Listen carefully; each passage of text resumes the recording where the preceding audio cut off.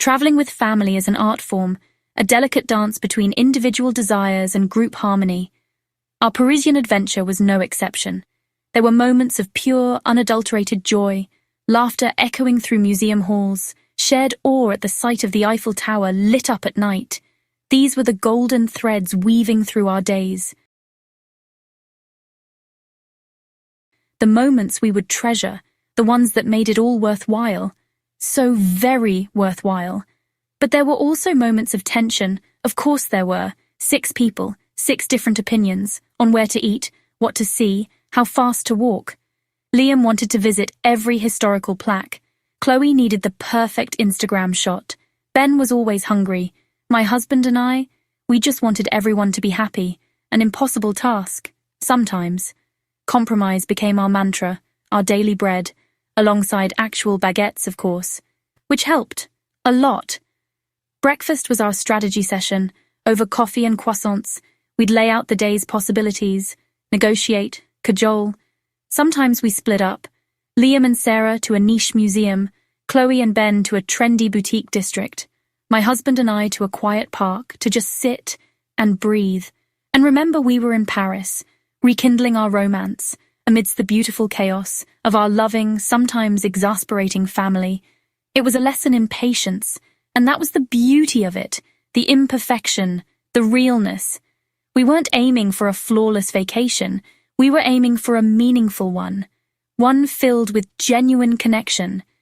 Even if that connection sometimes involved a minor disagreement over directions, or the best way to queue for the Louvre, we learned to navigate each other, as much as we navigated the city, and in doing so, we grew closer, as a family, as a slightly dysfunctional, perfectly imperfect clan. From croissants to champagne, Paris, it's a feast for the senses, and the stomach, most definitely. Our culinary adventures were a highlight, a delicious, buttery, wonderful highlight. It started each morning, the scent of baking bread, drifting up from the boulangerie downstairs. We'd take turns making the morning run, returning with still warm croissants, flaky, golden, perfect, eaten with strong coffee, and happy sighs. A simple ritual, a perfect start to any Parisian day. Lunches were often on the go. A crepe from a street vendor, savory with ham and cheese, or sweet with Nutella and banana. We picnicked in the Luxembourg Gardens, baguette, cheese, some charcuterie, a bottle of rosé, simple pleasures, shared on a park bench, watching the Parisian world go by, children sailing toy boats in the pond, old men playing pétanque. It was a scene, a beautiful, everyday Parisian scene. We felt part of it. Dinners were a chance to explore, from bustling bistros, serving classic French fare, steak frites, onion soup, duck confit, to more modern establishments pushing culinary boundaries. We tried it all, with enthusiasm, and sometimes with trepidation. Escargots, anyone? Ben was always the first to volunteer. Chloe documented every dish. Liam researched wine pairings. It was a team effort, a delicious exploration of French flavors and our own adventurous spirits. And then there was the cheese. Oh, the cheese. So many varieties, so little time. We visited fromageries, marveling at the pungent aromas, the beautiful displays. We bought wedges of brie, roquefort, comte, each one a revelation, paired with crusty bread and a glass of wine.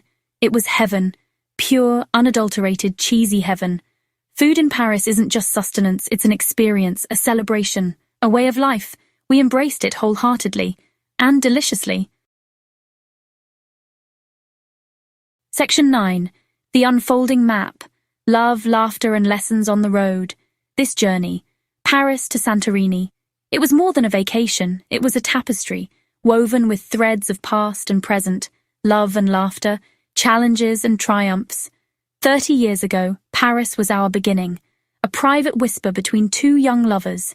This time it was a chorus, shared with the family we'd built, a testament to the enduring power of that first hopeful spark, rekindled, reaffirmed, under Parisian skies, family resilience. It's a funny thing, you don't always see it in the day-to-day, but travel has a way of bringing it out. The small compromises, the shared problem-solving, the ability to laugh, even when someone's lost the map, or the luggage, or their patience. We weren't perfect, Far from it. But we were together, and we figured things out, supporting each other, annoying each other, loving each other, through it all. That's resilience, in its most beautiful, chaotic form, the transformative power of travel. It's real. It changes you, even if just a little. It broadens your perspective, opens your heart, reminds you of what's important. Stepping outside our routines, immersing ourselves in different cultures, it shook us up, in the best possible way. We returned home, not just with souvenirs, but with new memories, deeper connections, a renewed appreciation for each other and for the beautiful wide world, waiting to be explored, enduring love. That's what this was all about, really. The love that adapts and grows and weathers the storms, the love that finds its way back to a Parisian courtyard after 30 years to say yes all over again. It's not always grand gestures. Often it's in the quiet moments, the shared glances, the comfortable silences. The journey continues. The map keeps unfolding. And with love as our compass and family by our side, we're ready for whatever comes next, always.